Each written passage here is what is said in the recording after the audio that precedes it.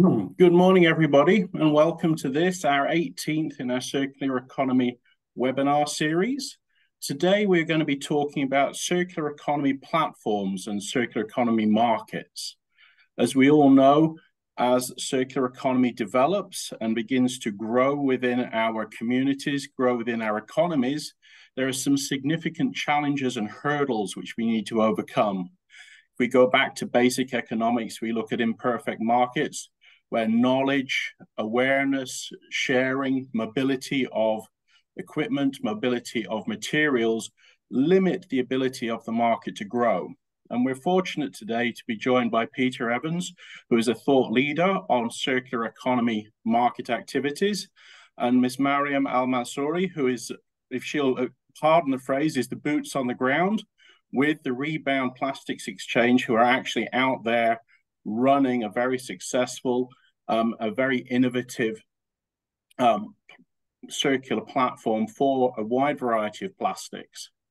We're going to today look at the opportunities that these markets can offer us, some of the challenges that have been experienced so far, and some of the interesting ways that we can use these both in plastics, but also other circular economies for agriculture, for materials, for metals, to help increase transparency, build those circular supply chains, and also from us as investors begin to look at the opportunities to de-risk investments in the circular economy. Recently, ADB has looked at a wide variety of investment opportunities in the private sector. And a challenge that comes up again and again is that securing supply chain of feedstock materials, but also having reliable offtake agreements and the opportunities for those for us to value projects, de-risk them, and offer the best available solutions for investors. So Peter Evans, who I think will introduce us to the concept of circular markets, as Chief Strategy Officer at McFadden Digital, 25 years experience leading teams in identifying, framing, and assessing high priority marketplace trends. And he brings a huge amount of knowledge as both a lecturer and a practitioner in these markets. And I would like at this point to hand over to Peter and let him take us through the theory and the opportunities. And then later we'll introduce Mariam, and she will hopefully be able to help us explore the reality of making these marketplaces work. So at that point, Peter, can I hand over to you, please? Sure thing. And it's a great honor to be here and share some thinking. So thank you so much for the invitation to present, and look forward to the conversation and questions at the end. So let me just introduce this idea of bringing these two big ideas together, right?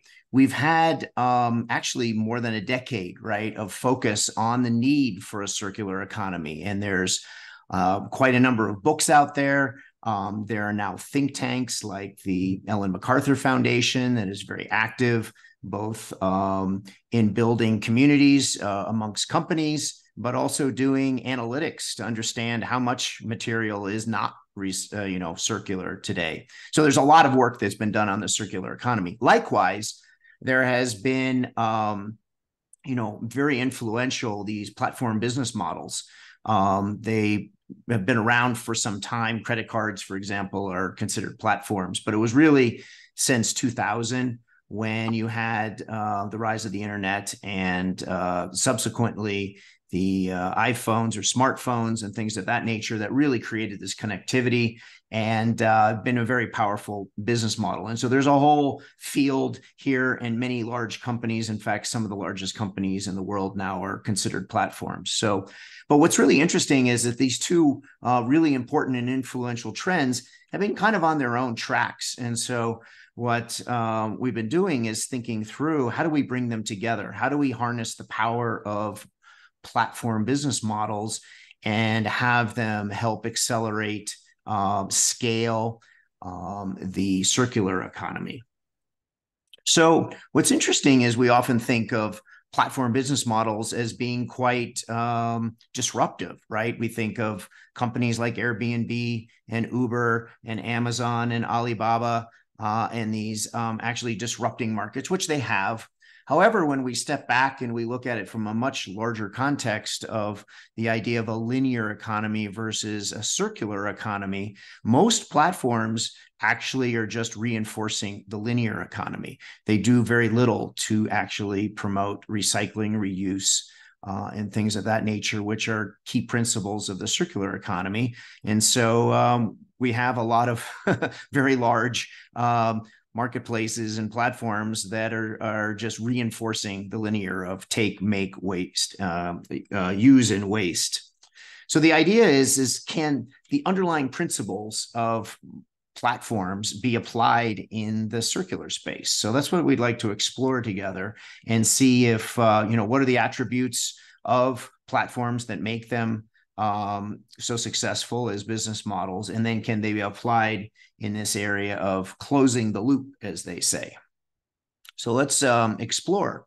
When we look around, we find that there are actually circular platforms already in action. So Carousel is one in Singapore. This is what would you call B2C, or actually even a P2P, which is peer-to-peer, right? People selling to each other. So the platform enables those sales to take place. This circular platform is based in Singapore.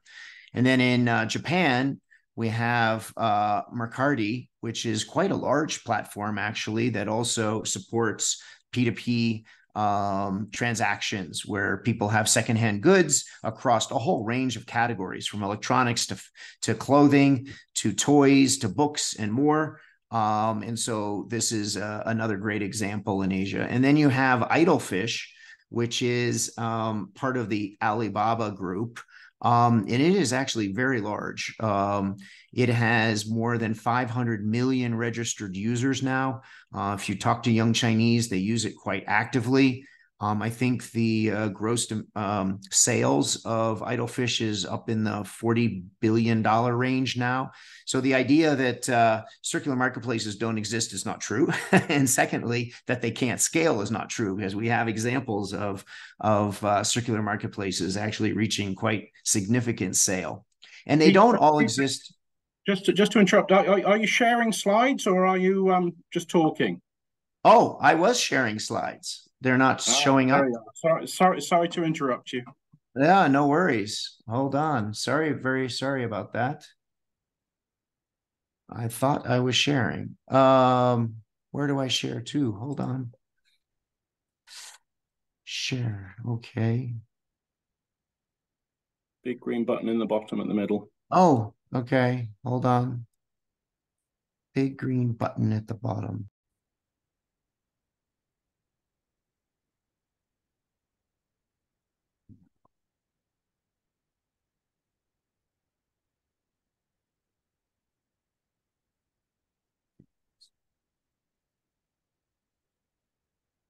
Yeah, can you maximize it? Can you put it onto display? Okay, sorry about that. Thank you for stopping me. Yeah. Thank you. So I was just showing before that there's actually quite a number of books written on the circular economy, as well as the platform economy, and how do we bring these two worlds together. And then we have the linear platforms versus the potential for circular platforms. And then I was just walking through the examples in Asia, just talked about Idlefish, which is the circular platform as part of the Alibaba group, quite significant in size and scale and the number of transactions that it does. And then also wanted to point out that it's not just in the what we call P2P, peer-to-peer markets, but also in B2B markets. So Recycle is a platform in India that does a whole series of wastes, from plastic to metal scrap to glass to rubber to textile waste. And they've actually been able to raise quite a bit of money. I think they've raised over $20 million. So good example of a circular platform that's taking materials and then reselling them to other businesses. And in fact, if we do a more detailed analysis, we can see that circular platforms emerging in various ways, right? We have what you might call horizontal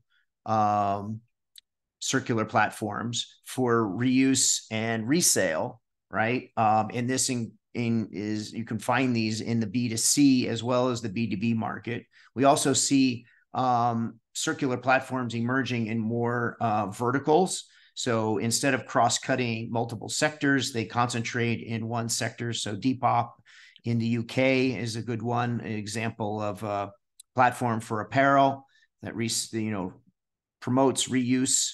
And then Requis is in the oil and gas space, which is interesting. And then you have an even more niche. So Swappy just focuses on iPhones. And it's done more than 1 million transactions in Europe.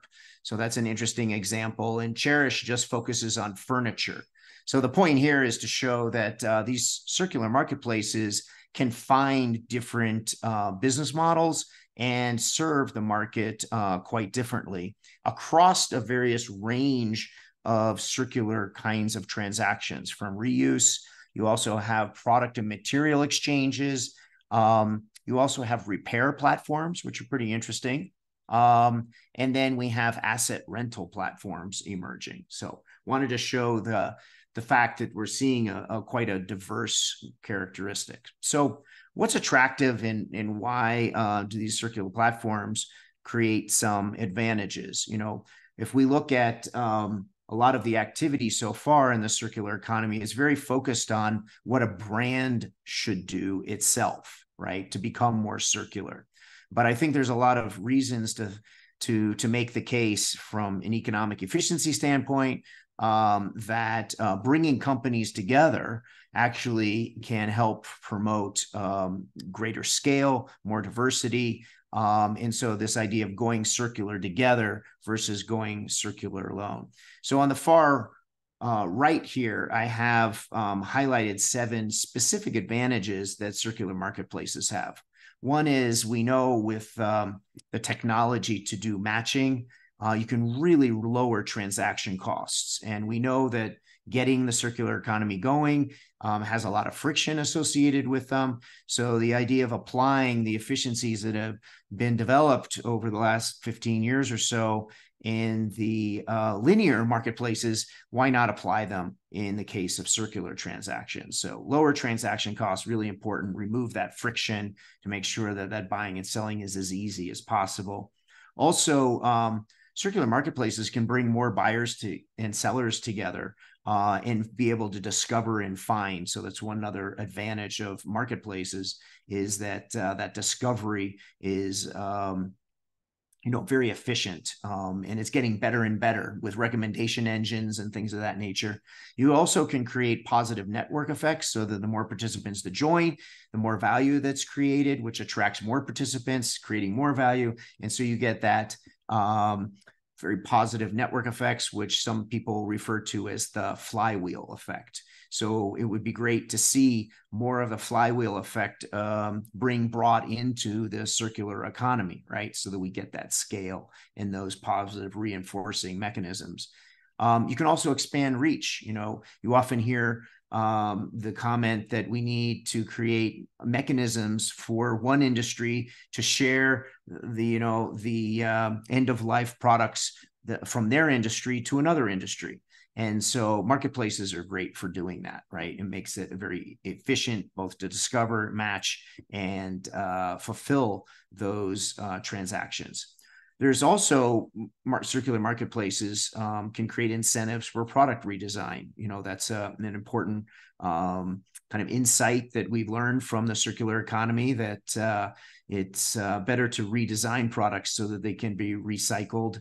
And I think circular marketplaces can create those incentives. Also, communities can be very important to create the commitment, the stickiness, the loyalty, and the contributions that communities can create. And we've seen community be a very important component of many traditional or linear platforms. Why not bring that into the circular component? And then finally, innovation, right? We're going to need innovation to enable these. And as you get scale, you can create incentives for innovation.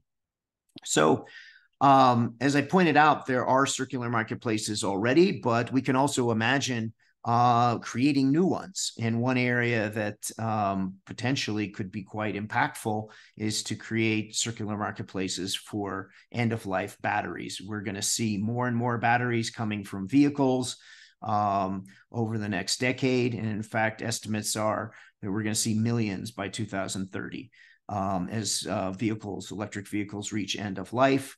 And so what happens to those batteries? We certainly don't want them ending up in landfills because there's a lot of valuable materials there. And you could have, I guess, the regular economy try to get the transactions so that you get the collection and then sent to recycling facilities and then back into the supply chain. But you can imagine a marketplace or a circular marketplace would potentially do that much more efficiently. Okay, so there's, I think we should not just think about the marketplaces that exist today, but the anticipated need for marketplaces and start to focus on building those. So when we look at the circular economy today, some estimates suggest that it's around $400 billion. So the question becomes, what portion of that is currently circular? And we've done some estimates to suggest that it's about a quarter.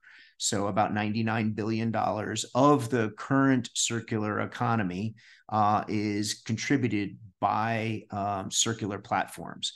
So then the question becomes, how is this going to evolve in the future?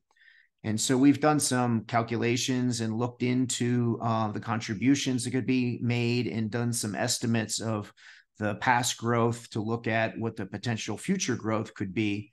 And there are existing estimates of the size of the circular economy by 2030. This one comes from the World Economic Forum, which forecasts that the circular economy could be close to $1.5 trillion worth of value. So then the question becomes, how does that happen?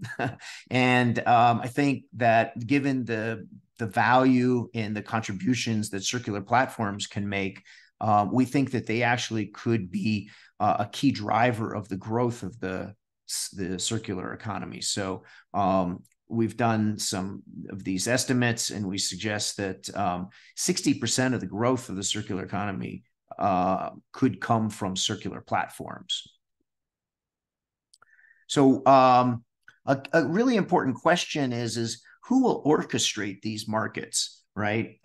If you do set up a platform, who is going to be the platform owner and be responsible for all the things that the platform does? And so one possibility is it's the private sector, and we see startups. In fact, I just saw this week that there was a startup in Finland that just raised $10 million.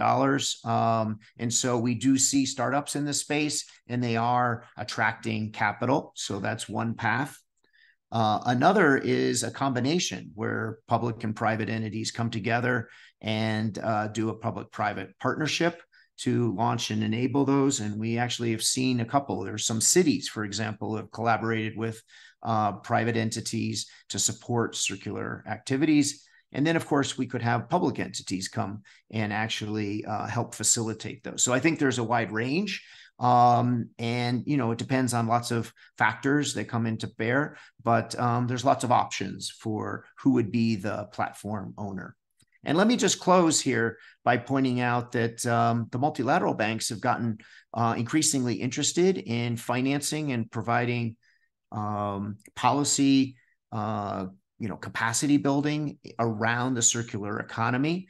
And this year in June at the World Circular Economy Forum, a number of the multilateral banks got together and announced an intention to invest more in the circular economy. I guess what I'd like to suggest or propose or have a discussion around is, of that investment, could some of that effectively be allocated to supporting the creation or the scaling of circular platforms. So with that, let me turn it over to Miriam, who will talk about a specific platform that she's been leading the launch and operations of. Thank you so much, Peter, and thank you everyone for joining and for the opportunity to be presenting today. Early good morning from Dubai in the UAE, where Rebound was born. So I've decided to just keep the conversation without slides, just to build upon the examples and insights shared by Peter. And please, James, if you would like to ask specific questions or share comments, feel free to jump in. We'd like to emphasize a specific point about circular economies and circular platforms' roles.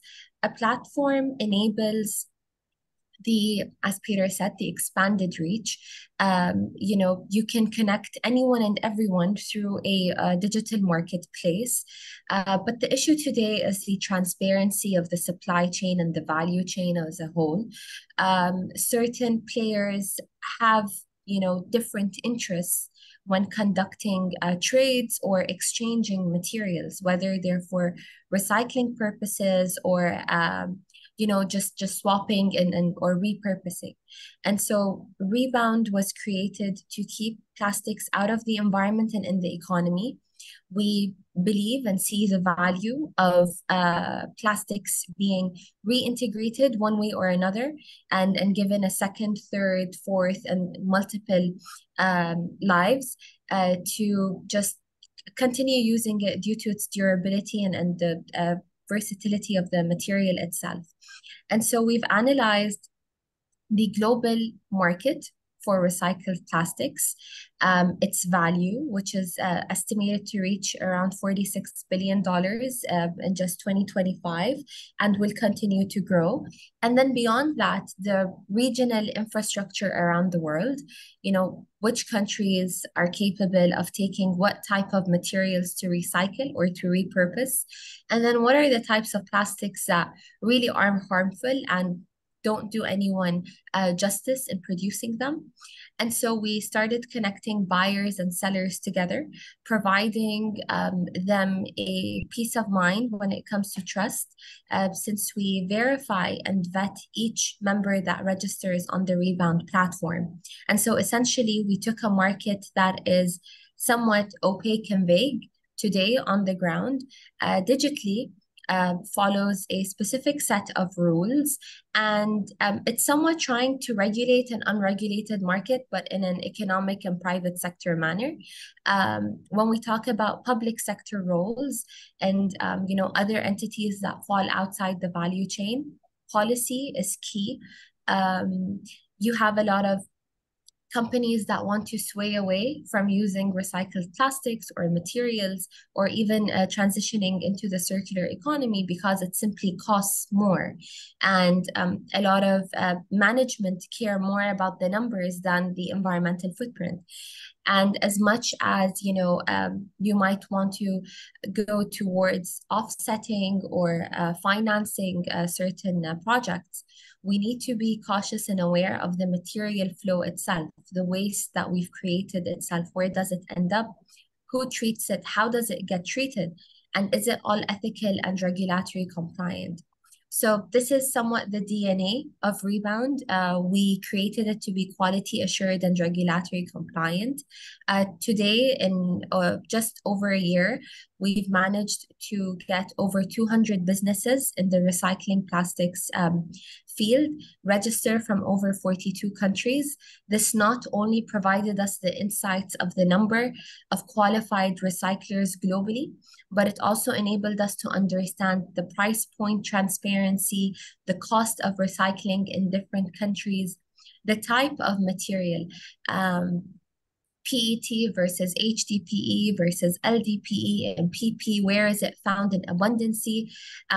For instance, yesterday we've been looking at Thailand a lot, and we realized that there's a lot of LDPE in Thailand. And so how can we create a business model or a smart technology to engage consumers to drop off most of their LDPE single-use or reusable items once they're done using it. And so we started to understand that. And today we're at a point where we have a global credibility for large recyclers or investors coming to us for price point discovery, looking at the quality of materials. Some buyers or companies that want to let go of their plastic waste stream and don't know who to give it to. So for instance, if you're a company that has specific molds for your product or production, and the molds tend to be clean, but it's a specific type of PET, there are around 3 recyclers today in the world that can treat these molds and recycle them. So how do you get creative with marketplaces, and what's next for the recycling plastics industry? I think that's a conversation for next year or the year after, 2025, when the United Nations continues and finalizes the plastics treaty. That's when we'll see an evolvement in the recycled plastic industry, hopefully towards the better, and trying to keep up with market demand and supply. So Peter and James, I'm not sure if you have any certain questions or inputs. So thank you very much, Peter, and thank you very much, Mariam. Yeah, certainly some interesting comments and some interesting ideas coming out of the presentations and your experience on the ground, Mariam. And it's interesting you make the point about the sort of difference between good plastics and bad plastics. We tend to group plastics as a pollution together into one glorious whole, where everything is considered to be bad, is considered to be a market failure. Whereas the reality of it is that PET is probably the best material for packaging of foods, for packaging of beverages. And if we can maintain that in circularity, in a circular economy, then there are benefits for doing that.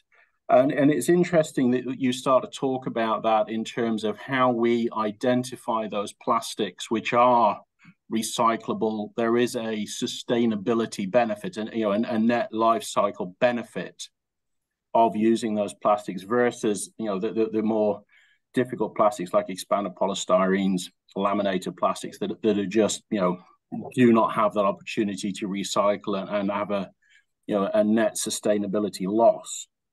So that's a very interesting one, and it's certainly something that we have seen in the PET market as bottle to bottle has become a more prevalent market aspect, where 2 or 3 years ago all PET was considered recyclable and a valuable market presence or a valuable market commodity.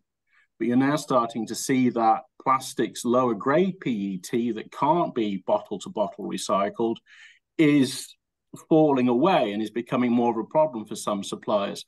So are you seeing the market develop? Are you seeing these sort of changes as technology improves? Is that being reflected in the trades with Rebound? Yeah, so James, many of our recyclers today, and I would say the more larger size, because you have 2 types of recyclers. You have the small scale recyclers, which just do collection and baling and would just go to the stage of flaking the plastics, mainly cold washing them. And then you have the larger recyclers, which are able to invest in machinery to hot wash the flakes and then granulate it and sell it off to the end user who would repurpose it into a finished product. Today, in the recycled plastics industry, we're seeing technology enhancements from an automation perspective. So a lot of plants and the steps and the ABCs of actually recycling are starting to embed technology to not just validate the manual sorting or the human labor that is being used in the process, but to also further verify or speed up the process. Other than that, there is a rise in the chemical additives, or not necessarily chemical, but basically additives that enhance the recycled materials. So a big problem of plastics recycling most of the time is the odor that remains in the recycled plastics. And so today you have additives that are treating such challenges, whether it's removing the odor, removing the glue, all of these aspects. And then, of course, last but not least, it's current. So today, mankind has produced an X amount of plastics, and we need to find a solution to treat that. And only then will we be able to develop that mindset of, in the future, if plastics are produced, virgin plastics, at what scale? Will it reduce anytime soon? And what are the types of materials? And then how can we start developing natural streams for these types of plastics to fall into? So with that being said, for the plastics produced today, there are a lot of creative companies that are repurposing materials which can't be recycled, whether they're mixing it into cement, into asphalt for road constructions, into furniture, and into just finished goods that otherwise you wouldn't even guess twice that there's recycled plastic content in it. And so there is that creativity. It's just that larger corporates and companies and entities need to support such businesses. One thing I do have to say from operating the marketplace is we work directly. We start at an aggregator level. So whether you're a company that can provide us bales, or you're more enhanced into recycling the plastics, and you can shred and granulate. So when we started looking at bales, we realized that a lot of waste management companies and aggregators produce low quality bales. And when we came to, ask why that is, they said that there is not enough feedstock, or the feedstock is usually mixed. Meaning today, if I'm done eating my food, and if it's in a cardboard container and then there's plastic on top, I mix it in the same trash can with my iced coffee, and then my tissues, etc. That creates contamination. And so when the waste management company picks it up, they cannot use any of the materials, because they're not just contaminated with food and drinks, but it's also contaminated with other types of waste. So it falls into now the hazardous category. Whereas if consumers separate at source, you would have a chain for cardboard recycling, plastic recycling, and then other general waste.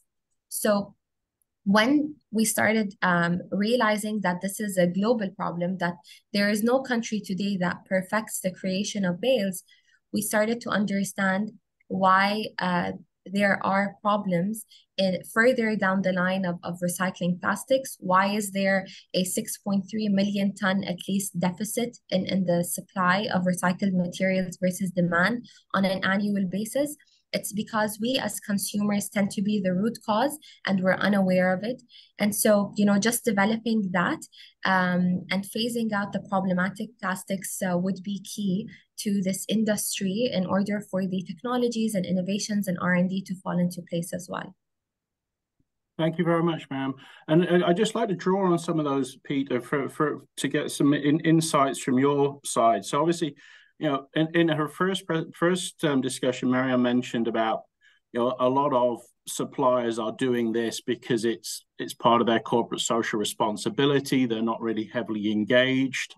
And Mariam's just mentioned this challenge of consumer awareness, industry adoption. How do you see circular platforms? How could circular platforms, integrate, support, and address this? In your presentation, there were a lot of company to company, peer to peer, business to business. But is there a future where consumer integrates with business? Or do you see this being driven by business? Do you see this being driven by consumers? Well, I showed that one chart that I was trying to illustrate the fact that there's a wide diversity of circular platforms out there. And some of them are generalists, and they're helping to match across multiple industry segments. Some of them have focused on verticals. I would say that the scrap steel is a fairly successful case of circular, although they're also facing issues of contamination. It turns out that a lot of copper now is getting into the steel, and the way that manufacturers produce them, it's hard to separate them. And that has implications for the secondary steel that you produce. It's actually less strong and therefore less valuable. So there's really interesting design issues that come into play.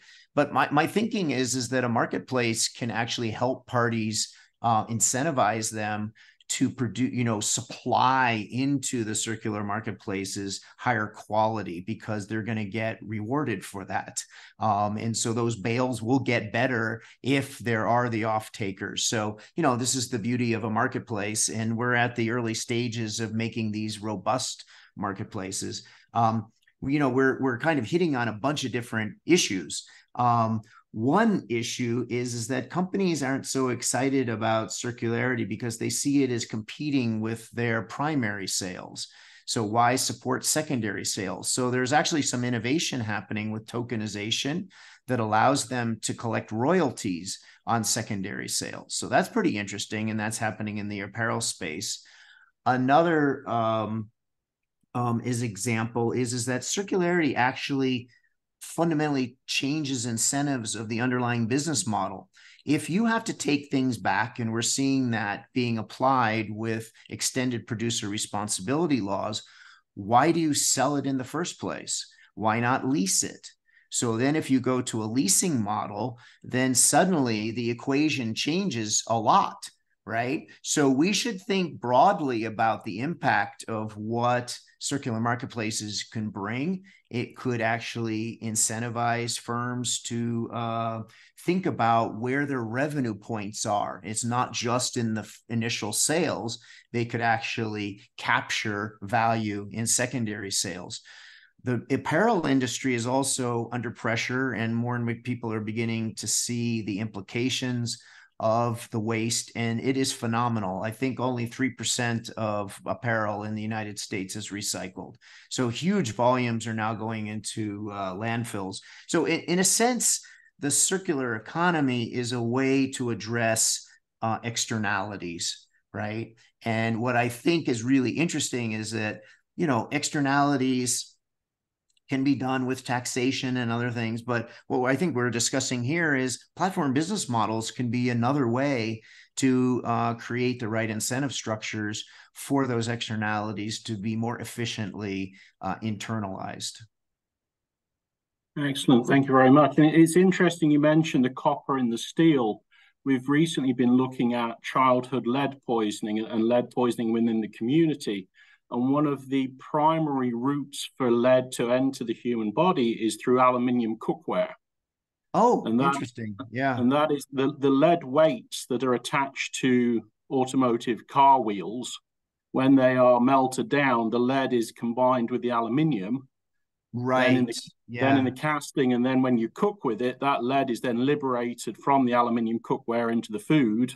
Wow. And subsequently into the bottom. So that is a recycling, a circular economy failure, where definitely that contamination is up there now with cosmetics and with spices as a primary route for lead into the human body. So yeah, that's a failure case. I think lead acid batteries actually are recycled to a very high degree. So there are examples of industries that do a pretty good job of recycling, and it's taken years, in fact, decades, to reach that point. But we just need to find more and mechanisms, and it's a complex set of issues. Part of it's technology, and there's actually really interesting innovation happening around tracing technology. And tracing is very important because it can help you understand where it came from, but also the quality of that product. And so there's a lot of work being done right now around what they call battery passes, which create a data layer on top of that physics. So it's getting to this whole area of digital twins. So digitization becomes actually an incredible enabler of the circular economy if we apply the right business model. So it's a combination of technology and business model that come together. And of course, you need the supporting regulation and just education. I don't think a lot of people are aware of how platforms can be a powerful way of achieving the goals. They get very excited about the circular economy, but let's figure out, how do you actually operationalize it?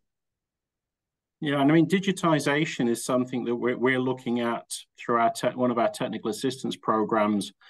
Is the use of blockchain, the use of mobile phones, of smartphones, to as a route for collecting compliance knowledge to support the collection, the recycling of plastics from the informal sector, but then also the return of value in exchange for that. So as you collect your plastics and you click them into the system, then you receive tokens, credits into your digital wallet. So I agree that digitization as we move forward, as long as it's appropriate digitization and is suitable for all aspects of the value chain, right the way down to the informal sector, I think is a strong supporting factor. So I would just point out that what's very interesting, and we've seen this with linear platforms, which is the platform owner can generate revenue, and it has a strong incentive to see more and more transactions. So they invest technology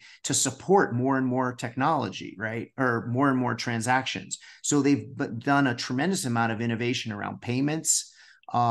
They've done a tremendous amount of innovation around discovery engines, around bundling and matching to show you the combinations that would be more attractive. So anyway, what would be really exciting to see is that same level of innovation that has been applied for linear marketplaces applied to circular marketplaces, so that they become incentivized to solve these market failures and introduce new technologies to promote more and more transactions, because we do have circular platforms already operating around the world in different sectors. It's just not at sufficient scale. So I think the big challenge going forward is to find mechanisms to drive scale in the circular economy. It's not enough for these little pilot projects or individual companies to do their CSR programs. We need these platforms to come in and do tens of thousands, millions, and hopefully billions of transactions. There's a question in the chat about MDBs and investment in these platforms, and I'm going to come back to in a minute. So just while we stick with digitization, Mariam, how has digitization worked for Rebound, and what future do you see for digital traceability, digital tracking for within your experience of the Rebound exchange? So to start off with, personally, when I started, sketching out the processes of Rebound, and this was back in September 2020, it was due to the fact that corporates today claim that they cannot meet their sustainability goals because there is no supply of recycled plastics. And the reason why we launched our platform last year fully global is because we wanted to prove them otherwise. And so with that, digitalization today helps us capture a large amount of information and data of the available spot recycled plastics or recyclable plastics. We created the platform and marketplace to be very simple. The key to any digital app or digital website is that it needs to be simple for the user, regardless if your user is a chemist or if your user is a 5-year-old kid. It needs to be simple and smooth and fast so that you encourage people to come back to this platform.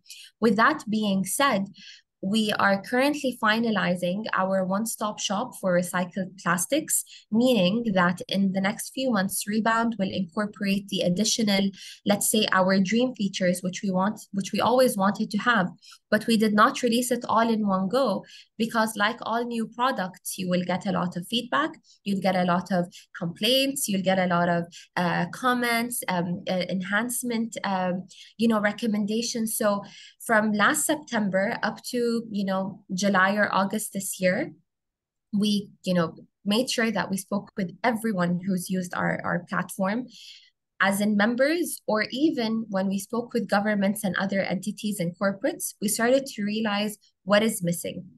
And so we are enhancing these features and we're adding more value. Just like Peter as stated now, you need to be as attractive as linear models, linear platforms. So today, Rebound is going to incorporate additives, machinery, laboratory, logistics. So everything as a one-stop shop in one place. Moving beyond that, everyone cares about traceability. Whether you're a consumer who submitted the recyclable materials, be it plastics or anything else, or if you're the company that's actually going to use the granules recovered from these materials to produce yet another material. The issue with some recyclables, and I'll talk about plastics in particular, is that tracing them multiple times is difficult. No one today is able to, I would say, crack it, because you have the form of a shampoo or a conditioner bottle, and then either it gets turned, let's say, into furniture. When it gets turned into furniture, you then want to recycle that piece of furniture, but then when it ends up becoming another product, you lose the traceability from a digital perspective, because QR codes can't really work on materials that get shredded and granulated. And so with that, we are, doing extensive research in how can Rebound trace at least B2B transactions and multiple transactions. So if I sell a bale and then I sell it to a recycler who will flake it, and then another company that will produce granules, and then the end user buys it, what happens to the material? And then how do I trace it beyond that last buyer? And then how can I start embedding traceability from a consumer perspective? Today, we partner with B2C companies that do door-to-door collections. So we know where the source of some bales come from, but that entire traceability aspect is yet a challenge to be solved from a digital aspect, but it's promising. I believe that the more people are aware and conscious, the better the system would work overall. James, sorry, you're on mute. There we go. Thank you very much for that. You'd have thought after 3 years of purely digital, we'd have learned how to take ourselves off mute. But yeah, it's very interesting. Thank you, Mariam. And that traceability beyond the secondary and tertiary products is an interesting challenge. And it's a question, I think, about, consumer acceptance as to whether, the crystallization process allows that to be considered as a virgin material again, and this need for traceability at that point ceases. But an in-depth conversation there on itself.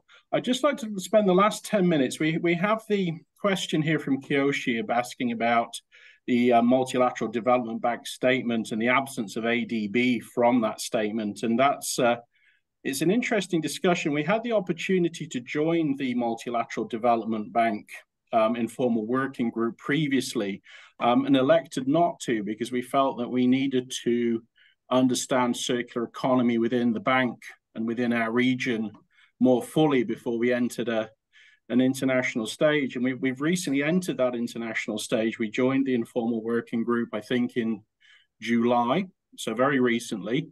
And the decision that we took to delay that, I think, has turned out to be the right one.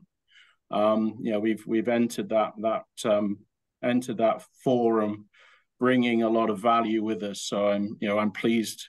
We could have been involved earlier, but I'm pleased that we kept our powder dry and waited to where we are. But Pete, you mentioned in your presentation can we get multilateral investment banks to invest in different platforms, invest in different aspects of this circular economy. Mariam, you've mentioned the Global Plastics Treaty. It's something that we've looked at as a bank, in great depth. And we're beginning to look at the opportunities for financing. We're beginning to look at where the bank can support, whether that's through plastic credits, whether that's through other market-based devices. Kiyoshi, you've got your hand up. As for everybody's benefit, Kiyoshi is a principal with our urban team. So please, you give us the benefit of your wisdom, my friend. Yeah, great. Thanks, thanks, James, and the speakers for very timely session. Actually, some of us attended this Yokohama Circular Economy workshop last week. So we have a very strong interest in joining this session together with Were platforms discussed, or is it just the circular economy? Well, some of those good practices along with the solid waste management operations. I'm actually from the urban team, right? So, the ADB process, like some 30 plus project and TA for the last 4 or 5 years. And we do have a lot of interest in doing this solid waste management operation. The circular economy is actually the center of our theme of our project.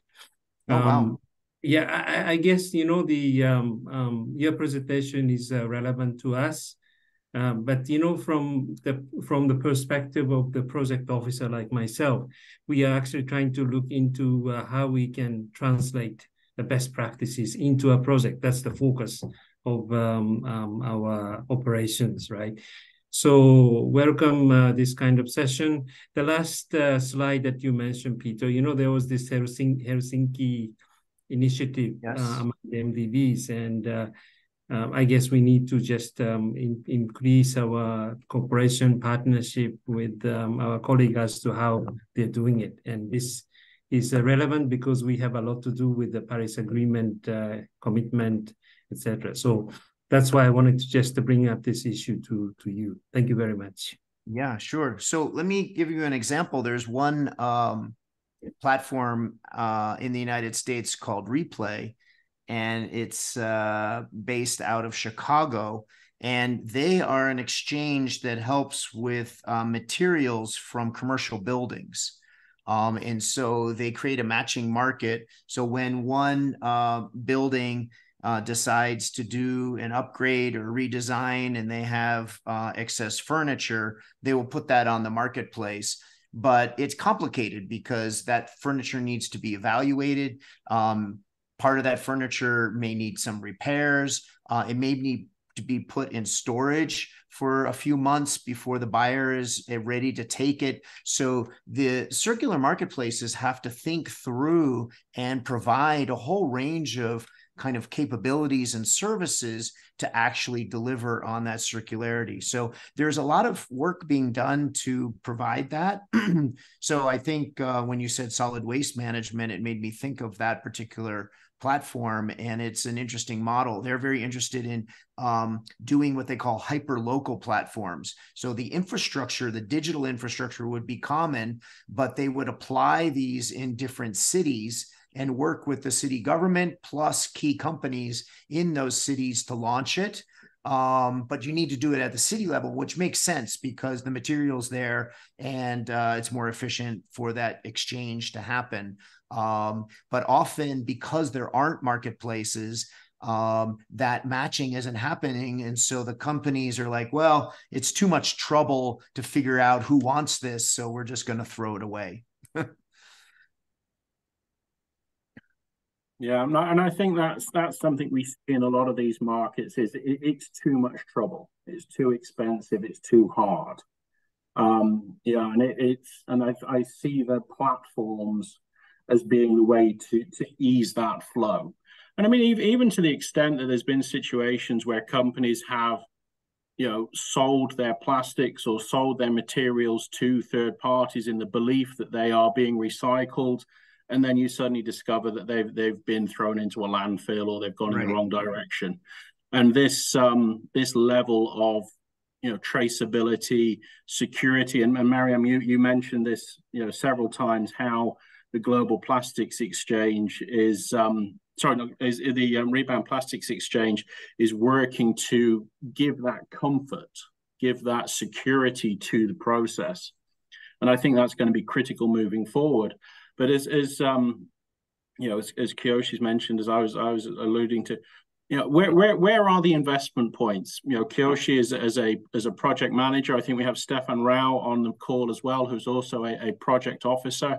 They're doing specific projects in various parts of Asia, looking at circularity. Where is the investment point? Where's the touch points for their projects that's a tangible?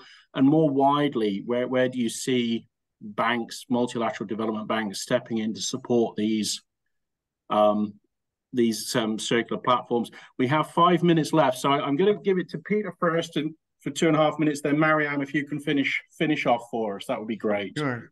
Yeah, I would just make the point that plastics are an incredibly important area. We're seeing, volumes grow and have real consequences for the oceans with microplastics and whatnot. However, we have a whole plethora of excess waste in many sectors. Electronics, right? Apparel, as I've mentioned. We even have lubricants, right? Which can be recycled, but aren't being recycled. And in fact, in Asia, I think something like 60% of very valuable and recyclable lubricants are being burned.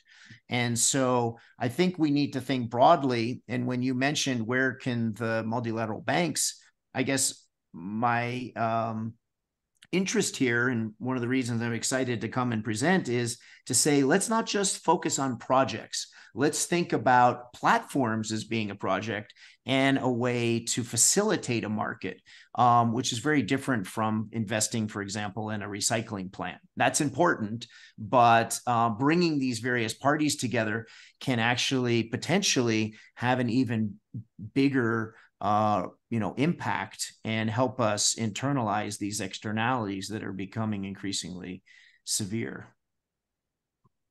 Excellent. So Mariam, just finish us off. Words for us all to take away.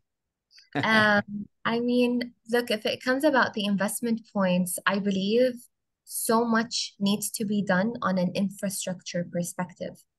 If you want to go circular, you need to enable waste producers, which are primarily humans, whether you're at your house or in an office or whatever it is that you're doing, you need to have the infrastructure around you that will capture materials that have a circular potential.